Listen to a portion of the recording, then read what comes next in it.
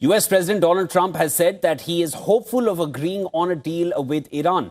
Trump has not ruled out diplomacy, but his threats continue to come in as well. Trump, time and again, threatened military action and even ordered the dispatch of an aircraft carrier strike group to West Asia following the Iranian authorities' deadly response to anti-government protests that peaked just last month.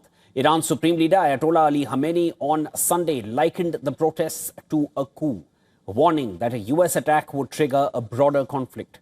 Trump, however, downplayed Khamenei's warning in response to a journalist's question.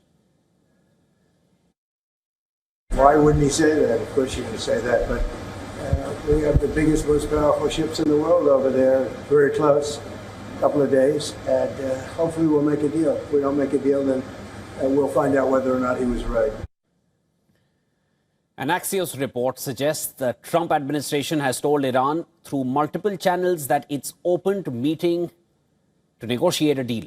Two regional sources cited in the report say Turkey, Egypt and Qatar are working to organize a meeting between US envoy Steve Witkoff and senior Iranian officials in Ankara later in the week. As diplomatic efforts continue to ease tensions, Iranian authorities ordered the release of detained 26-year-old protester Irfan Soltani on bail.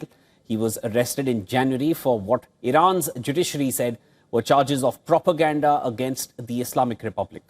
He was released on bail after Washington warned that he was on death row and threatened an attack if any anti-government demonstrators were executed.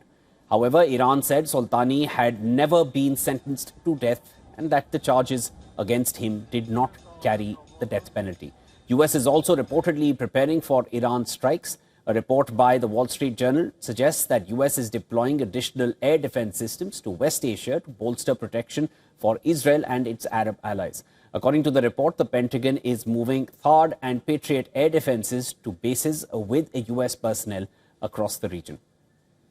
Let us remind you that it was the US air defenses, in addition to those operated by Israel, that played a crucial role last year in the month of June in protecting Israel during the 12-day war with Iran, and two previous missile and drone attacks launched by the Islamic Republic in 2024. Amid all of this, Prime Minister of Israel Netanyahu held meetings with top security officials after the IDF Chief of Staff Lieutenant General Eyal Zamir returned from Washington, where he discussed Iran with US officials.